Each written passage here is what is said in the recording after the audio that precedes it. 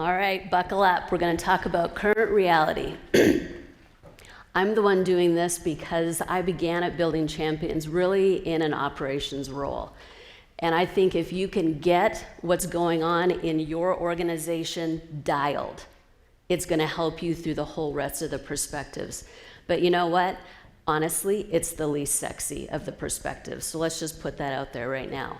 But I think that if you can really get your arms around what's happening in your organization, not only with the metrics, but with the people, it's going to make all the difference in the world. Now, the assumption, because you're here, is that you want to be a phenomenal leader. No matter where you sit in the organization, that's the goal. And I think phenomenal leaders, we don't get to decide that. The people who work for us decide whether we're phenomenal or not. Are you making the best decisions? Do you have the most influence? And your people are going to help you figure that out. Even though I think that that is so important, you know what? I think from time to time we go through seasons where the current reality is something that we're losing grasp on. There's three kinds of people that we see from time to time in the coaching that we do. The first one is I don't have time to figure out the current reality of the organization. Do you know what comes across my desk in a day? Do you know the people that I'm dealing with? Do you know that I am spending all my energy trying to figure out how to drive this organization through whatever's going on right now? I don't have time. Then there's the person that says, honestly, I'm not even sure what I'm looking at when I try to understand the current reality. A lot of times that has to do with the metrics that you're looking at. We can be in an organization for 5 minutes or 25 years, and the financials can boggle our mind. And sometimes what we do when we don't understand something is that we just pretend it's not that important. The last person from time to time will say, I don't care. I don't care about the current reality. Now, when you hear that kind of idea, usually one of two things is going on. The first one is that it's a new leader. And they're like, who gives a rip about current reality? I'm going to take us over here. That last leader, they got you so far. Now I'm here, and look out, here we go. But they don't know where they're currently starting from. Or there's the leader, and some of you may be sitting in the audience, and you've been part of your business forever. And the current reality just isn't that exciting anymore. The organization really doesn't set your hair on fire the way that it used to. The challenge there is as soon as you let go of current reality, you have let go of control. Because the conditions to succeed are ground in the here and now. That's how you figure out where tomorrow is, because you know where today is. Both your feet planted on the ground, looking at what's going on. It's how you keep your hand on the pulse of the organization. It's how you know what's going on, and if you want to impact the marketplace, and most of you do, this is where you start. You know what's going on. So what we're going to do is we're going to look at 4 areas that I think help to get your arms around current reality. The first is the dashboard, understanding your metrics. The second one is looking at your customers. Third one's the environment. And the fourth one's culture. Now, I love a good movie, and I don't know if you guys are kind of geeked out like I am on the Avengers movies, but Avengers 2 came out this summer, The Age of Ultron.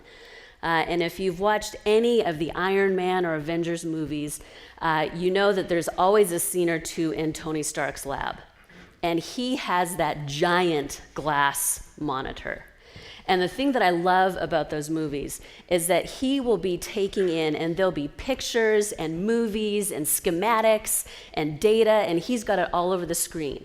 And he goes, shoo, and he brings off all this stuff, and he's looking and he's pressing buttons, and it looks all awesome.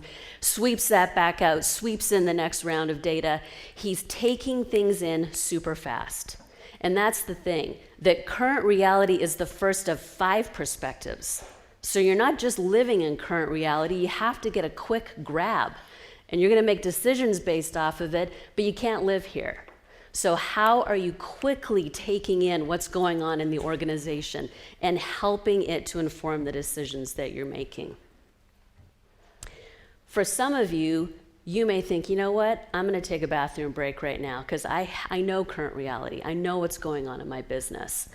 I want you to hang in there because I think that walking through each of these 4, you may find an area that stretches your thinking, an area that you think, I don't really think I measure that. I don't know, does anyone in our company measure this? So hang in there. So the first one is about your dashboard. What are the metrics that you're taking in? What are your financials telling you? If you're looking at your pipeline, how robust is that? Let me go back for just a second. One of the things to remember about your dashboard, I feel like it's looking out a bay window, if you've got a bay window in your house or in your grandma's house. If you're looking straight ahead, that's current reality right in front of you, but right over here is the recent past. That's probably the last quarter that you just came out of. How did that impact you? What's going on because of what just happened over there? Front and center is what's going on right now. Then right over here is the next 90 days. So current reality is not just bearing down on one point in time, it's taking a bit of a panoramic shot. What's going on? What just happened? What did you just do? What did you just try? How's that bearing out right now? And how's that setting you up for right over here? So back to metrics. When you look at that and you're looking at your pipeline, you're looking at your inventory, you're looking at your turn times, you're understanding your ratios, you're taking all of that information in and figuring out, where did I think we were going to be at this time in the year? Where are we? Where were we this time last year? Sometimes we can get hooked up in that we think, hey, we're better than we were last year. But what if your whole goal is to be 10% better than you were last year and you're only running 5% ahead? That's a problem. So keeping in mind not only what are the numbers telling you, but what do the numbers mean?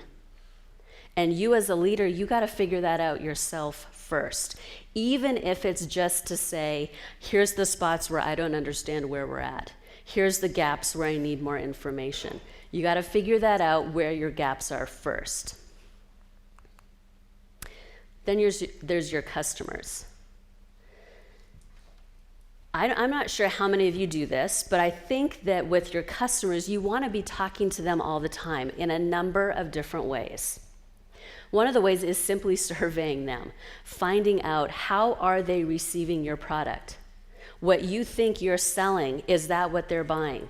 Is the good or the service, are they happy with what they're getting? Now, we spend a lot of money branding. Building Champions does it, and I bet that you do it as well. The important thing is to assess that. Are people taking in? Do they think you're what you think you are? You have to ask them in order to know that. You got to talk to the members of your team who are part of your sales department, who are part of the people who are on the ground every day actually speaking to your customers. They're going to have all sorts of information that you need to know. You as the leader need to know. It's not enough for them to know. You have to know it as well. But here's the other piece. I think as a senior leader, it's important that you yourself are face-to-face with your top customers from time to time. You got to pull out maybe your top 8 to 10 customers, and you have to be with them one-on-one, face-to-face, or in a group where you are pulling the answers from them. You're asking the hard questions. Sometimes you get information that makes you mad because you're sure that they should be feeling another way and they're not. But that information is so valuable. If you've worked with Building Champions, you know that one of the tools that we use is called a keep, start, stop. And even if you don't work with us, you may be familiar with it. We use that with our customers in saying to them, what should we keep doing? What do you love about us that we ought to keep doing? And get that information in. What do we need to start doing? What is it that you're happy with this over here, but boy, you really think we ought to start looking over here on this side of things? And then the last one, what should we stop doing? And it's not that it's so bad, but sometimes we spend a lot of energy doing something and the customer's like, yeah, that doesn't matter to us. Stop doing that. Spend some more time over here. Getting that information in is vital. And your customers are going to tell you, but you have to ask. And it is so powerful when the leader themselves is the one that's asking. Don't send your people out, you go. The thing of it is that you're not only going to get valuable information, there's a relationship that is being built along the way there. Your customers will know that they matter. And whether you're a person who is starting your own business and you're with your customers every day, or you're thinking, when is the last time I saw an actual, real, live customer? Wherever you're at on that spectrum, you got to get out of your office and get in front of those customers on a regular basis. That's one of the things, just like in your life plan, that's one of the things in your business plan that you ought to be calendaring so that you make sure it happens. The environment. What's going on in the environment that your organization is operating in? What's going on politically? What's going on economically? What's happening over in Asia that is impacting your business right here? And how are you finding that out? Are you reading the Wall Street Journal on a regular basis? Are you watching CNN or whatever network you want to be watching? Are you reading the industry journals that are part of your industry? The other piece of that, though, is who are you talking to? Daniel just gave you the analogy of the relationship that he and Pete Fisher have. That analogy of who is it in your circle that they don't work for you. They are outside of your organization, who you're going to get the skinny on what's going on. Because this is not something that you ought to be leading on your own. Your current reality is not just of your own making. You're getting outside of the organization. So when you think about it, on a monthly or a quarterly basis, who are you having coffee with that's telling you, here's what's going on from my perspective? And I would challenge you to look for people who are not saying exactly what you want to hear. You ought to have people in your life who are challenging your thinking, not people who are just patting you on the back and saying, yep, you got it, you got it. Those people are not going to help you sharpen as much as the people who you walk away saying, boy, I disagreed with about 50% of what they said, but they sharpened my thinking on why I see things the way that I do. Thinking back about why the environment is important, I want to tell you a quick story about Blockbuster and Netflix. In 2005, Blockbuster was the giant in the video industry, $8 billion industry, 25,000 employees, 8,000 different retail locations. Now, if you can dial back in your memory to 2005, how many of you were driving home on a Friday night and swinging through Blockbuster to get videos for the weekend and going home? You were not alone. Blockbuster was counting on the fact that you were doing that. Then there was this little company off in the corner called Netflix, and they were sending out DVDs through the mail. 5 years later, 2010, Blockbuster is filing for bankruptcy. Netflix has eaten up the industry like Pac-Man and is the giant. So what happened? What took place in those 5 years? The environment made the difference. When you think about it, Netflix was very interested in what was going on technology-wise, and they were beginning to see the idea of streaming video becoming broadly available to customers. A lot of us didn't know about it yet, but they were looking, what's the landscape saying? What's the piece of the market that we can get in, that we can be the first one in, and that we can capitalize on? Second thing they did, we're going to circle back to customers for a second, is that they loved talking to their customers. They wanted to know, what can we do that is going to make you happy? And if you can think back to this, what's the number one thing, and I won't make you guess, but what's the number one thing that drove us nuts about renting videos? The late fees, yes. Man, it's almost impossible to get back there on Saturday morning to drop that sucker off. I think they're just waiting. Late fee, late fee. They just love it. So the customers were saying, boy, if you could get rid of late fees, that'd be awesome. And so what did Netflix do? The monthly subscription. You could keep a DVD for the entire month if you wanted to. They didn't care. You only got charged one time for it. Or you could be turning those around as often as you wanted, and they'd send you the next one. But they listened, and the customer said, boy, if you could get rid of this, it was like a giant keep, start, stop. Stop charging late fees. So Netflix moved over and started the subscription. That made all the difference in the world. So when you think about what's going on in the environment, what are my competitors doing? What are they doing that seems to be getting traction? And it's not a big game of, so I'm going to start doing that now too, but does that spark your creative thinking? What are we going to do next? The fourth one is culture. And we're going to spend a bit more time on culture when we talk about team later on, but I want you to stop here for a minute. As a leader, if you don't understand the culture of your organization, it will eat your lunch.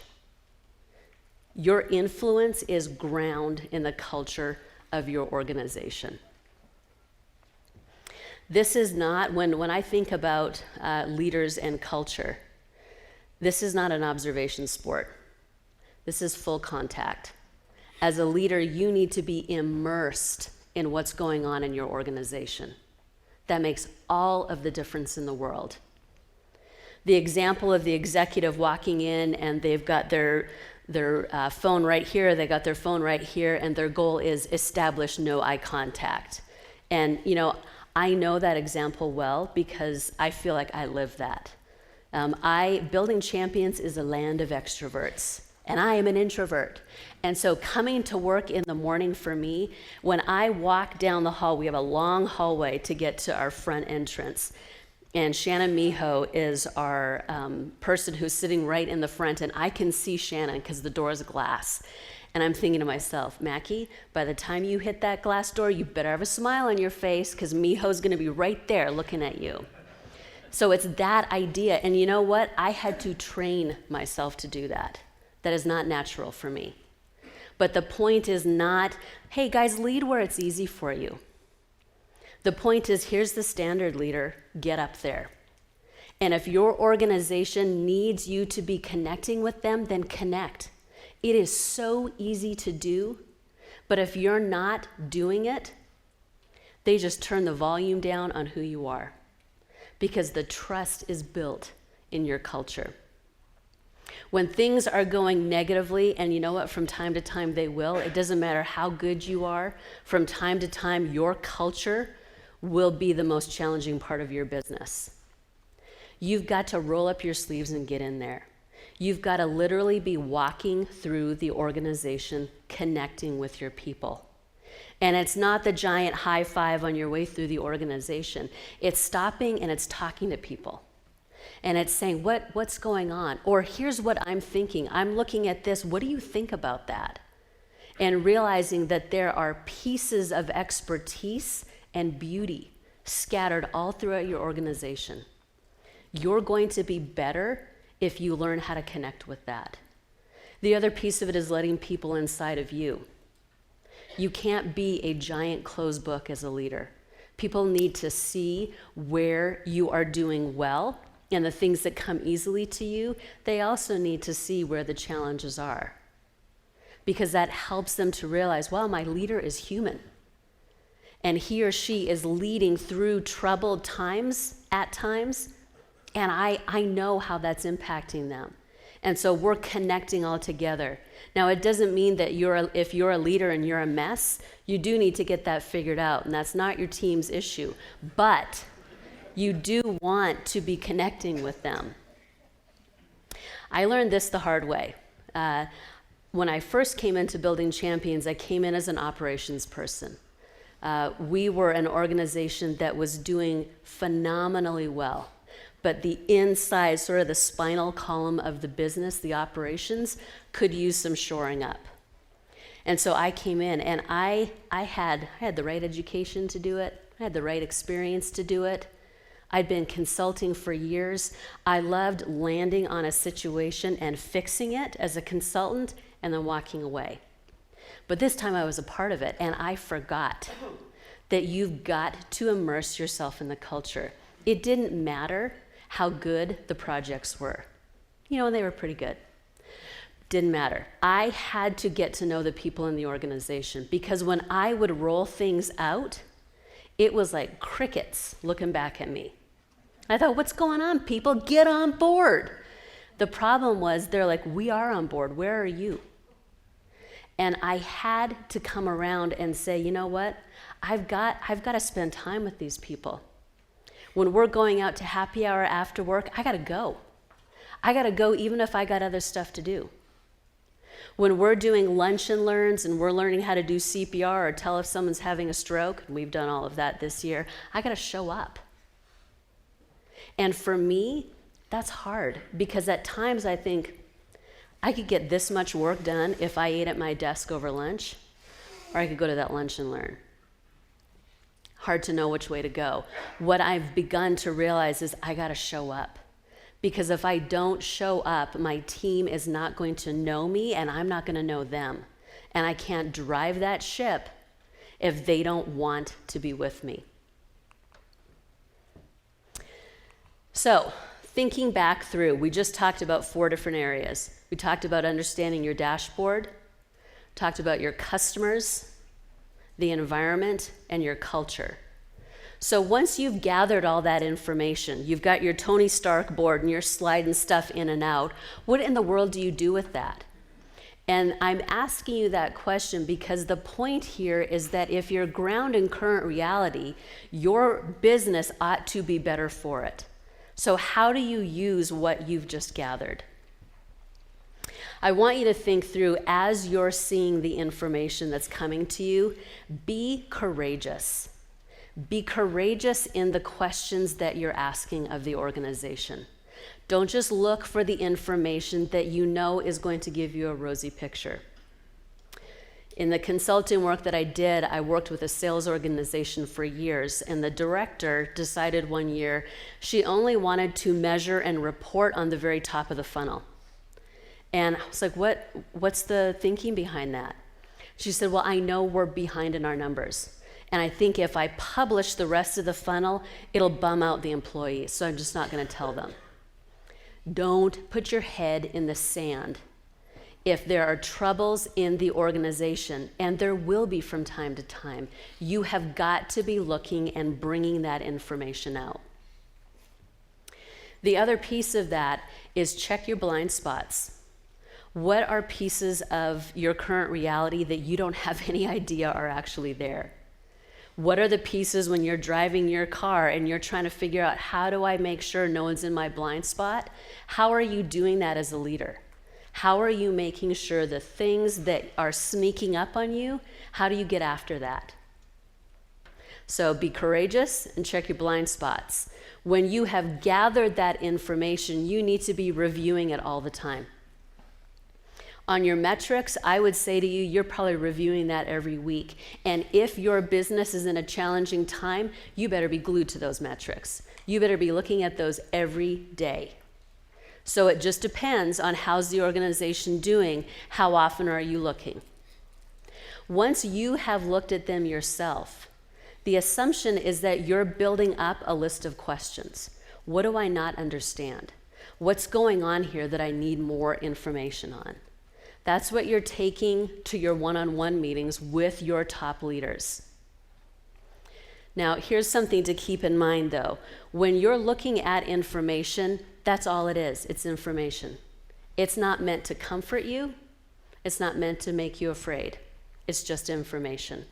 So when you take that to your leaders, don't hose them down with your anxiety.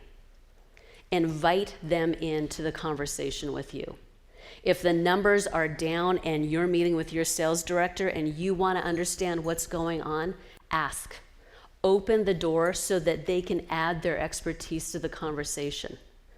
If you walk into those meetings and you've got that burn in your eyes and you're like, sit down and shut the door, you can probably do that once or twice before your leaders are calling it in because they don't want to deal with you face to face.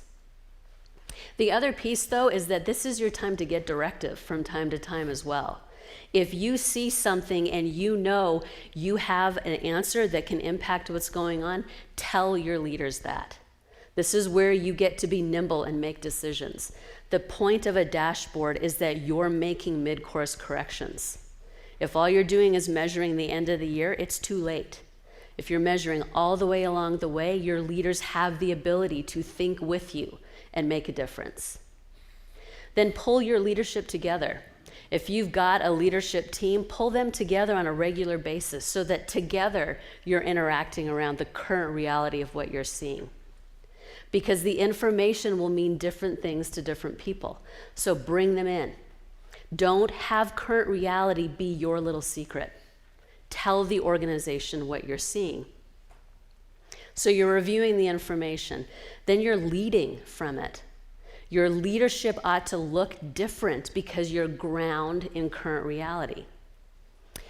When you think about that, part of what it has to do with is really moving your way around the organization so that people understand that you know what's going on.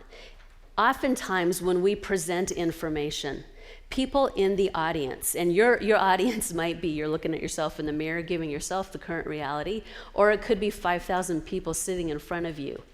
Chances are when you're telling them what's going on, they are relieved that you see what they have been seeing.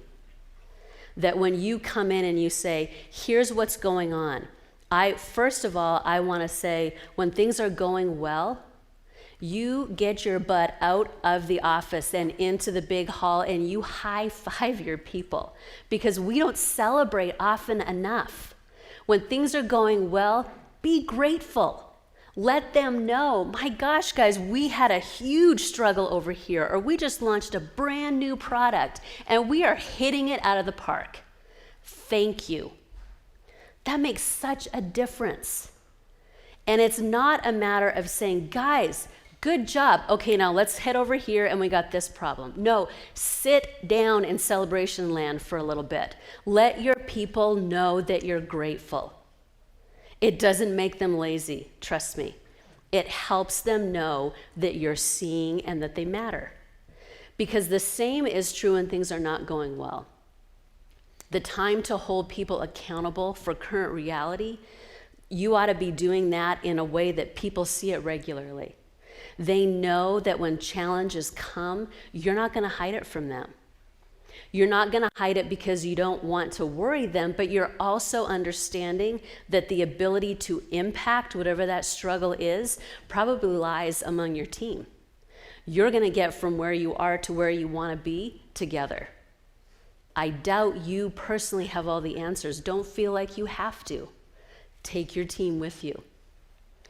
And communicate regularly on that. Sometimes you can run into situations where we only communicate when there's something bad to tell. And people see you coming out and they're like, oh boy, here we go. Just called a meeting. This doesn't look good. I have a woman that works for me now at Building Champions, and her old boss used to come around the day before bad news and take a Starbucks order from the whole company. So it got to be after a while, it's like, oh great, here comes the Starbucks order. We know we're in for something. So don't be that way, but talk to your people. Tell them what's going on. Do it regularly. Every Monday morning at 7:30, Building Champions does what we call the all-team check-in. Everyone in the Lake Oswego office is crammed into our conference room, and all of our remote employees are on screen for us, so that the whole team is together. And two things happen every time we do that. We're either going to hear from Daniel, our CEO, or Barry, our president. And they're going to not only talk to us about the vision of our organization, but they're going to give us their perspective, just a snapshot of what's going on. It connects all of us as a team, from the people who sit at the front desk to the remote coach who works in Nashville, we all are together on what's going on in the organization. That makes such a big difference. And it also is the occasion that if there's news to share, we've already got a spot where we can share it. It's not as though we need to call a special meeting. We're in the habit of communicating. And as leaders, you ought to be the one that's up there doing the communicating. Your people want to hear from you. So with your information, how do we know it's making a difference? It's making a difference to you because you're reviewing it and you're committed to it. Just like your life plan. This is not a good idea that you do every once in a while. This works if it's a discipline. So you're reviewing that information. You're leading based off of it. Your people know my leader gets it. And he or she is telling us about it and inviting us in. If there's times to celebrate, we're doing it. If there's times to really roll up our sleeves and say, okay, guys, let's figure this out, we're doing that together as well. So in review here, I want you to remember that current reality is kind of where everything starts from. Whether you find it exciting or not, this is where everything else takes its measure off of. You don't know how far away your vision is if you don't know where you're standing right now. This is where you set the trajectory on where you're going. So build in the daily and the weekly habit of figuring out what's going on. You're going to build trust with your organization, and you're going to have the ability to impact on a weekly, monthly, quarterly basis, so that whatever happens at the end of the year is not a surprise. You've been taking your team through it the whole time. So if your books aren't already open, I want you to open them and turn to page 43. We're going to give you a few minutes, and you'll hear the voice of God and all that kind of fun stuff that'll tell you when we're finished. But I want you to take a few minutes and look at the questions that we have there for you. They're going to get you started thinking about what portions of current reality do I really have a handle on, I'm already doing. And then what are the pieces that I need to start thinking about more?